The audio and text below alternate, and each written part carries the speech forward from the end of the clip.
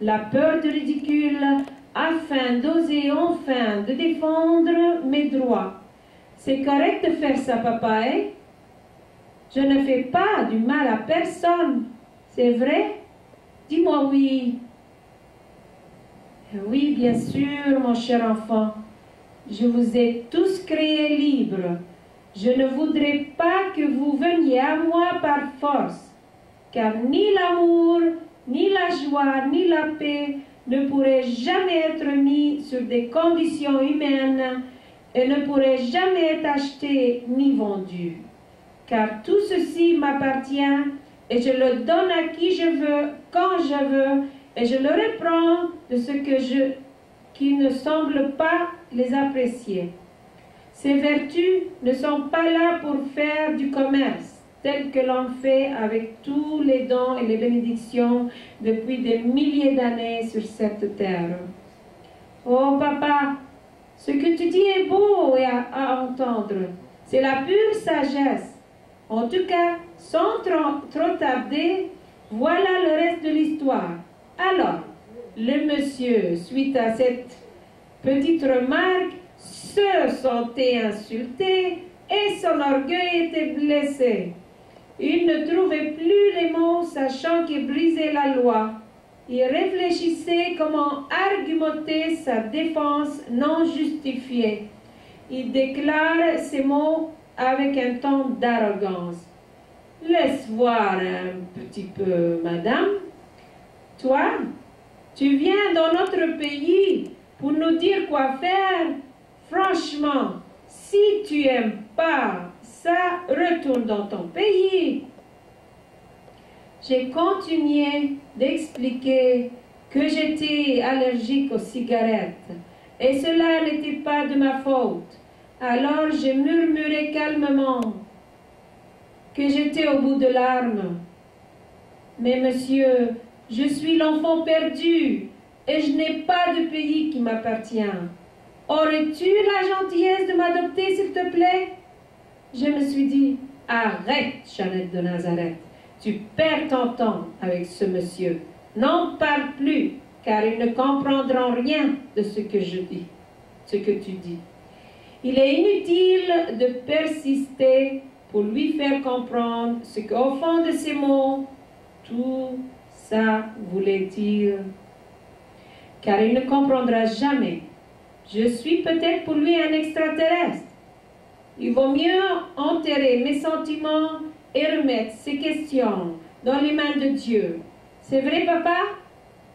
Lorsque j'essayais de lui expliquer que j'étais allergique, il répondait d'un ton enfantin, à croire qu'il avait perdu la parole. Na, na, na, na, na. Ainsi, la conversation a terminé. Peu après, la jeune demoiselle s'approchait de moi en disant, « T'as raison, moi aussi je suis sortie de l'abri pour la même raison.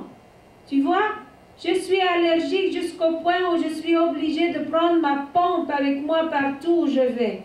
Après tout, il est interdit de fumer à l'intérieur de l'abri. » J'ai baissé la tête, toute découragée, me disant, « Oui, bien sûr, c'est illégal de fumer là. Mais combien de fois l'homme brise la loi, jour au jour, n'importe où il se trouve. Toute loi créée par l'homme semble ne pas être toujours respectée. Néanmoins, la bonne intention semble être toujours là.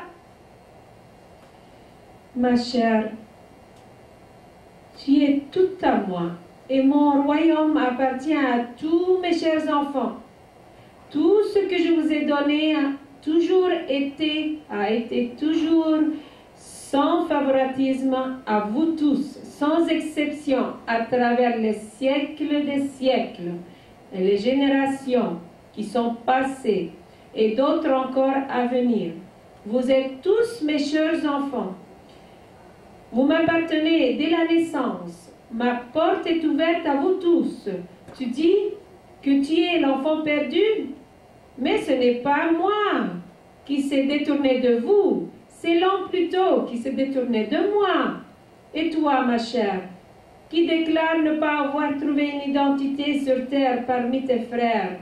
Je le répète encore et encore, mes chers enfants, je vous aime tous. Approchez-vous de moi, car je ne suis pas un monstre. Je suis un Dieu d'amour sur la colline, d'où on voit toute la vie. Elle rayonne, elle brille, le soleil de ma patrie. Tant de fois je verse des larmes, des mauvais beaux souvenirs. Je gémis et je me déchire pour le reste de la vie.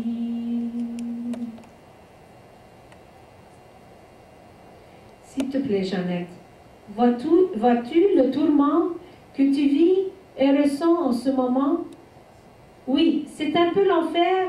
Il y a des milliers d'enfants perdus comme toi qui vivent dans cette souffrance effrayante et qui cherchent jour et nuit un sens d'identité. Malheureusement, en décidant de se détourner de moi, ils commettent une erreur terrible qui les amène à la déchirure de tourment et de l'âme.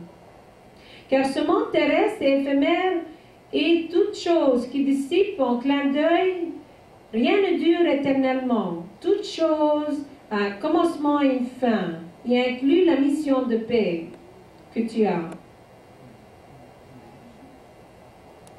Venez, mes chers enfants, et comblez-vous de cet amour pur. Y a-t-il autre chose que tu voudrais partager avec moi? Là, tu me donnes le sentiment nostalgique de ma ville, que j'ai quittée avec soupir. Pour répondre à ta question, je dirais oui, bien sûr. Je pourrais te raconter des histoires sans fin, ô cher Père.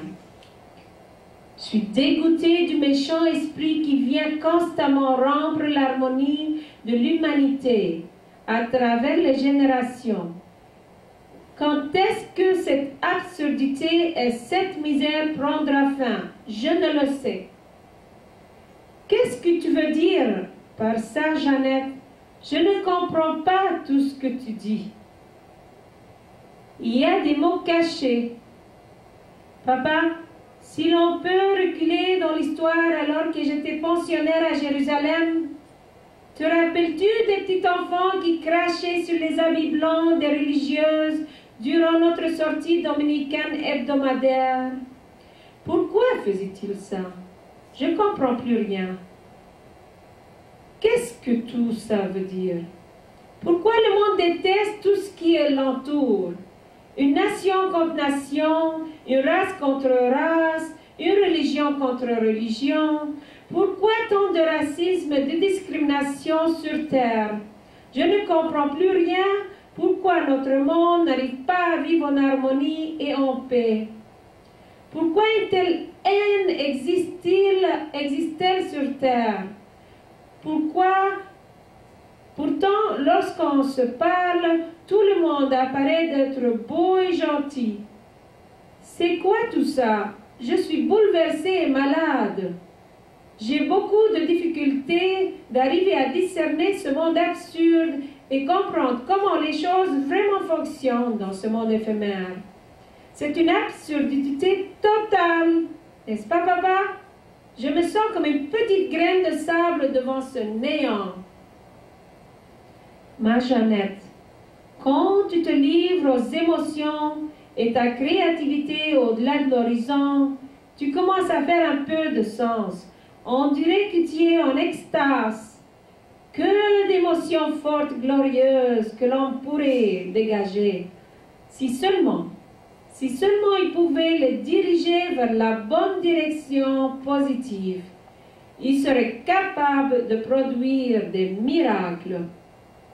Vous seriez aussi puissant que mon Fils unique, que j'ai sacrifié pour toute l'humanité. Que c'est merveilleux de vous entendre raisonner, parler intelligemment. Voici une autre vraie histoire, papa, encore plus décevante que la précédente. Ô Dieu d'amour, je n'oublierai jamais ce jour inoubliable du 11 septembre 2001. J'ai bien cru à un moment donné que c'était la fin du monde, que c'était épeurant de voir les avions foncer à la vitesse de la lumière pour faire effondre quelques minutes des géants gratte-ciel avec une puissance violente. Des vagues de haine destructive qui viennent détruire en un instant ce que l'homme a bâti durant de longues années. Tout ça causé par l'injustice, l'égoïsme et le matérialisme. Oui, Jeannette, je regardais ce jour-ci et j'ai tant pleuré pour toute l'humanité. Je réfléchissais sur l'absurdité et l'attitude égoïste et matérialiste que l'homme témoignait par cet événement horrible. Oui, horrible. Une rage de méchanceté effrayante, d'immenses tornades advenant de l'homme pour détruire ce qui lui appartient et qu'il a un jour bâti avec une grande fierté de ses propres mains. Quelle horreur! Si mes enfants arrivent un jour de raisonner et réussissent de choisir l'amour plutôt que la haine, ça sera mieux. Je comprends ta frustration, papa. C'est vraiment étonnant ce qu'on vit ces temps-ci. Voilà une autre expérience. À ta surprise, cela s'est passé dans ta propre maison. Tu vas voir de nouveau la faiblesse humaine se manifester en public peu après le 11 septembre 2001. Un jour, alors que j'étais à l'église catholique dans mon voisinage pour assister à la messe du dimanche, il était temps d'échanger le mot de paix avec ceux qui m'entouraient. Je me tourne vers les fidèles pour donner la main. À ma grande surprise, il y avait deux couples tout derrière moi. Je leur avais tendu la main. Regarde, papa, ce qui se passait. La femme a accepté de saluer également avec un gros sourire pendant que l'homme, pour une raison mystique, ne l'a pas faite. Quant au deuxième couple, ce fut l'inverse. Cette fois-ci, c'est l'homme qui donna la main, mais l'homme a refusé. C'est la femme qui donna. En tout cas, c'était le contraire. C'est quoi ça au juste, papa? Pourquoi une telle humiliation parmi l'humanité? Je ne comprends plus rien. Un fidèle agit de telle façon étrange envers son frère dans un endroit sacré où l'amour et la paix règnent sans frontières. Qu'est-ce qui se passe chez nous, au Père? Pourquoi l'homme se prend contre son frère? Pourtant, ce n'est pas que Jésus qui nous a appris de pardonner à nos frères avant d'aller prier. Pourquoi l'homme aurait des préjugés envers son frère? Ça fait mal, papa. J'en peux plus. Je suis complètement dépassée et profondément offensée. Et toi, papa, l'es-tu autant que moi? Oh, j'ai si mal au cœur. Es-tu déçu, papa? Oui, mon enfant, je trouve ça totalement étrange et inacceptable. Pourquoi le monde choisit la haine au lieu de l'amour? Qu'est-ce qu'il a à gagner en agissant de cette façon? Une telle attitude est vraiment absurde. Que pourrais-je dire? Oh Père Céleste, voilà une autre anecdote d'un vrai incident que j'ai vécu en 1974. Un jour, alors que ma voisine et moi sortions de l'église protestante à Jackson, Mississippi, pendant qu'on se dirigeait vers notre demeure à Clinton, ma voisine me posa la question suivante. « Jeannette, pourquoi dois-tu aller vivre au Canada? Reste là. Là-bas, il y a plein d'immigrants. Reste ici. Yak! » Je me suis secouée et je ne pouvais plus croire ce que je venais d'entendre de la bouche de ma voisine. Cher papa, ce qui est étrange, c'est que cette femme vient de recevoir la communion. Ce commentaire m'a déchiré le cœur. Est-il possible que la haine s'installe en elle envers ses confrères? Encore une fois, pourquoi l'homme choisit la haine au lieu de la paix? Pourquoi n'a-t-elle pas choisi l'amour à la place?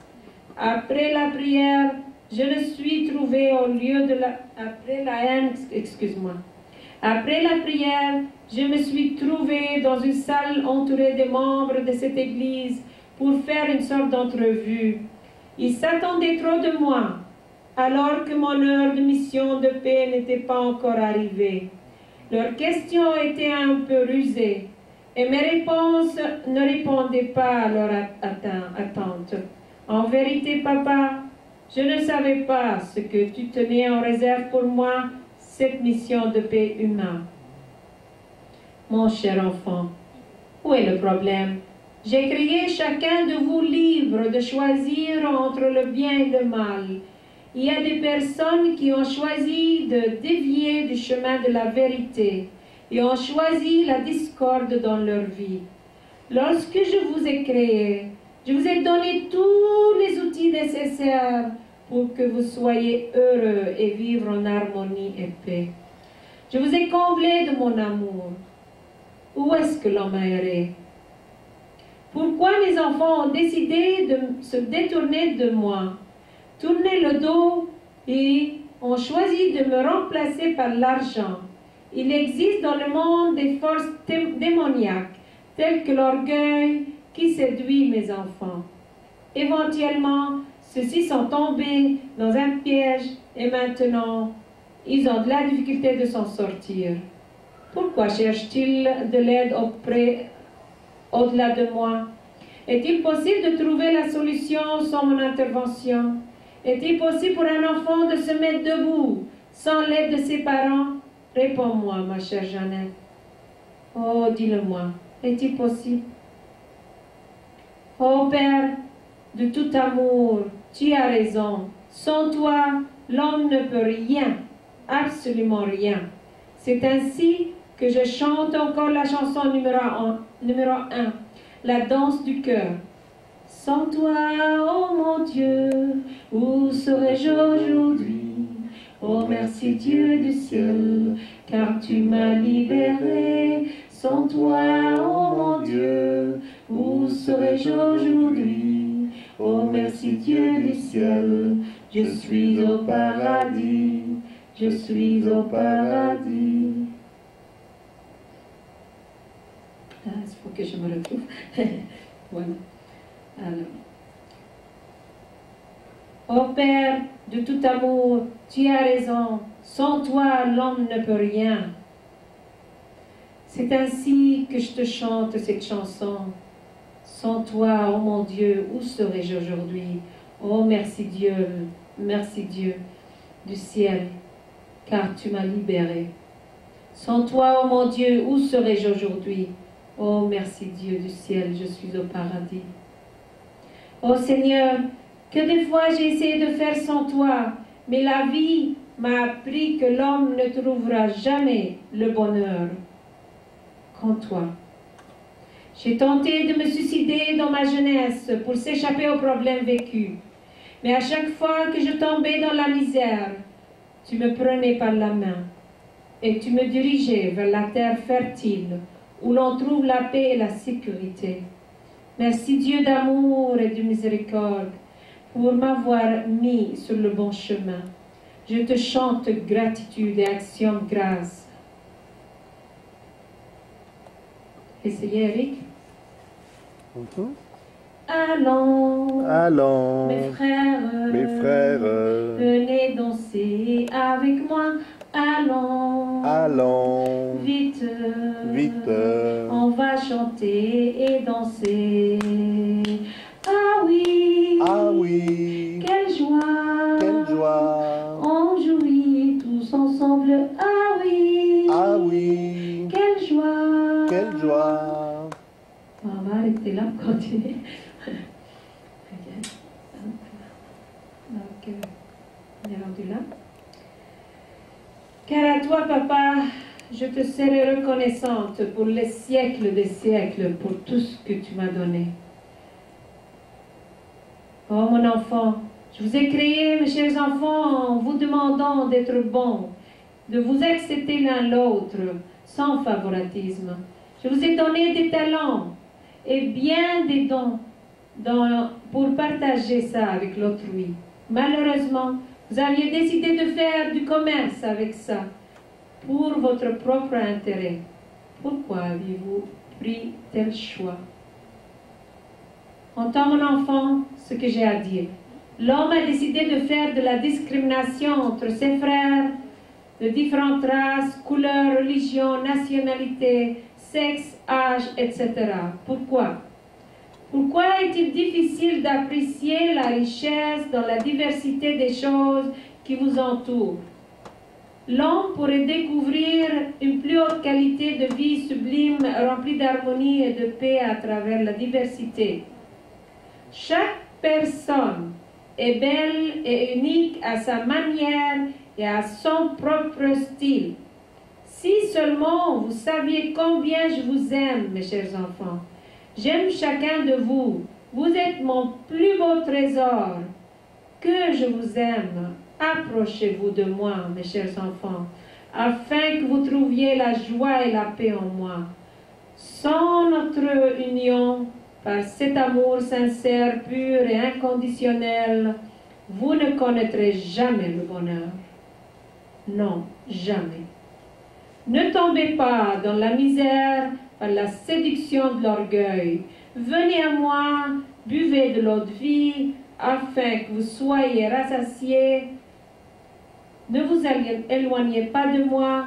Oh, si vous saviez combien je vous aime, vous êtes mon plus grand trésor. Venez à moi et trouvez le repos. Je vous aime, je vous aime, je vous aime. Mon cher papa, c'est à ton tour de te laisser parler d'amour. Connais-tu cette belle chanson de Sylvain Cossette? Que je t'aime, que je t'aime, que je t'aime, que je t'aime, que je t'aime, que je t'aime. Il n'y a pas de mal. Voilà.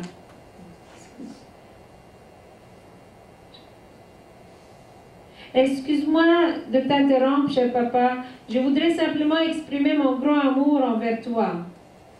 Excuse-moi. Il n'y a pas de mal, mon enfant. Il n'y a pas de mal. Vois-tu, ma belle? Tant que l'homme continue de prendre de mauvais choix dans la vie et refuse d'accepter ses frères tels qu'ils sont, il va inévitablement tomber toujours dans la misère. À travers l'égoïsme et le matérialisme, malheureusement, mes enfants vont constamment se faire mal l'un à l'autre. Ceci crée de gros nuages de haine épais en vous et se répandront partout dans le monde. Ce problème de racisme et de discrimination peut être aussi petit qu'une remarque ou une insulte minime et insignifiante, mais aussi elle pourrait se magnifier jusqu'au point que cette haine se transforme en une méchante rage de violence et même de guerres sanguinaires. Pensons pour une minute à des personnages qui ont réussi de semer la haine dans le monde, tels que Hitler, Mussolini et bien d'autres qui ont gravé l'histoire de l'humanité avec terreur. Pourquoi n'ont pas-ils choisi les outils constructifs pour bâtir ce monde pour un meilleur? Alléger la souffrance des petits et répandre le bonheur et la paix. Donc, nos gros héros, comme tous les prophètes de différentes races dans l'histoire de toute l'humanité à travers les siècles, comme Gandhi, Martin Luther King, John Kennedy, Mère Teresa, et je pourrais continuer sans cesse, des centaines et des centaines.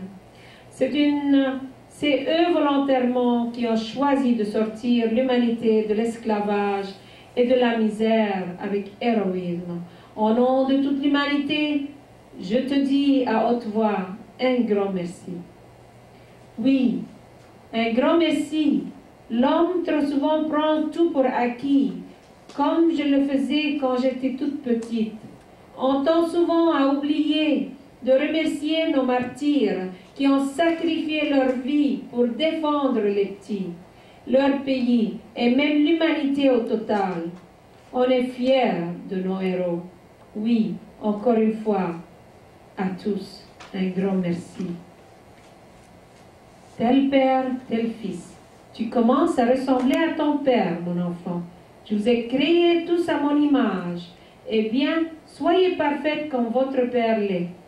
Ce que je trouve encore plus surprenant, c'est qu'on voit souvent l'homme avait peur des armes nucléaires en oubliant la chose la plus essentielle. C'est de reconnaître ouvertement que les armes les plus dangereuses existantes sur Terre se trouvent au fond de l'humanité, telles que la haine, la colère, la vengeance et la violence. C'est à vous de faire le bon choix afin de bâtir le monde pour un meilleur. Quant à moi, je ne fais que applaudir ou pleurer de joie ou de tristesse, dépendant du choix que vous avez pris. La persévérance est la clé du succès, autant que pour le bien et pour le mal.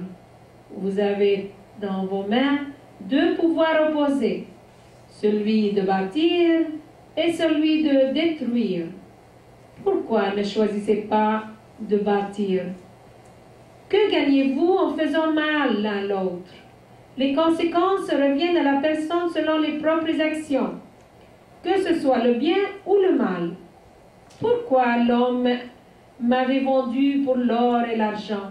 Ces outils sont éphémères. Une fois la vie sur terre terminée, tout cet argent et éducation ne vaut plus rien. Seules les personnes qui persévèrent jusqu'au bout atteindront le rêve d'harmonie, la joie et la paix dans leur cœur. Comme je l'avais dit, et je le répète encore et encore, mes enfants, vous êtes précieux à mes yeux. Rien ne pourrait jamais dépasser mon amour pour chacun de vous, ni l'argent, ni l'or, et tout ce que j'ai créé sur terre. Venez à moi, et vous trouverez le repos, votre patrie de bonheur éternel et de paix. Je frappe à votre porte à tous les jours, mais vous semblez ne pas m'entendre, car vous êtes préoccupés avec la matière. Je vous attends tous, mes chers enfants, je vous attends tous. Venez partager avec moi le gros festin préparé à vous dès la jeunesse. Venez et mangez de mon pain et buvez de mon vin sacré, afin d'acquérir la paix intérieure. J'ouvre mes bras pour vous recevoir avec une grande joie, mes chers enfants. Revenez à moi, je vous attends, d'accord? Ainsi, Jeannette de Nazareth renouvelle son vœu en ce 5e anniversaire du mois de paix pour aller chercher des enfants perdus comme elle, afin de les ramener au Créateur du ciel et de la terre. Malgré la voie d'humiliation qu'elle rencontre à travers cette mission de paix, elle persévère jusqu'au bout, jusqu'au dernier souffle de sa vie, afin de répandre la joie et la paix dans le cœur du monde entier, à travers la chanson, la danse, le poème, le théâtre, la peinture.